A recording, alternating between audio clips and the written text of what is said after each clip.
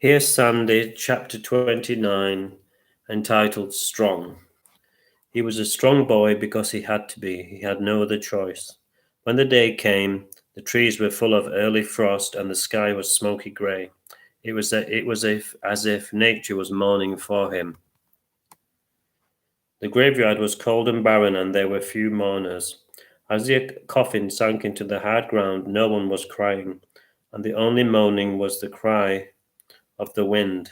To Simon, the lowering of the casket signified an end to one life and the beginning of another.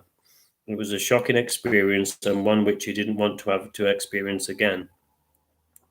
The next few days went by in a blur. Then slowly, ever so slowly, he began to see a light in the distance. Despite all the cruelty and lack of concern his dad had shown him, he still missed him.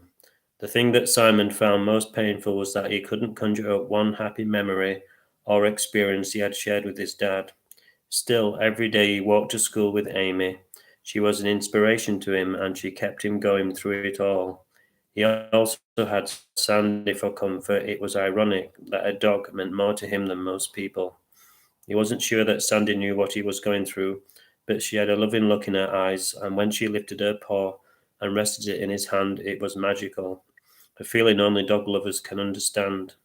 Gradually, Simon came downstairs and shared more meals with the family. He was nervous as he had never sat round a table before. He kept expecting someone to ask him to do a job or shout at him.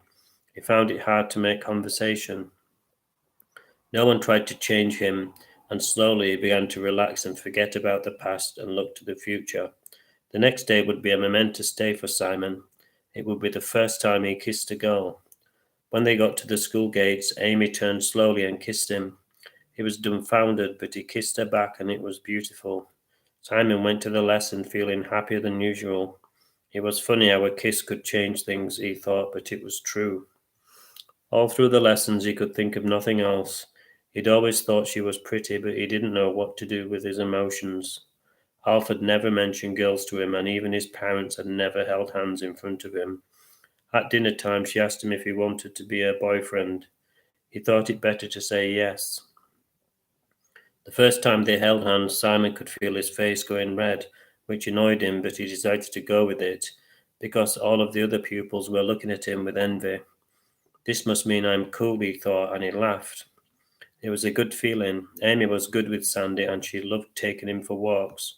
The next day, they decided to take him somewhere new.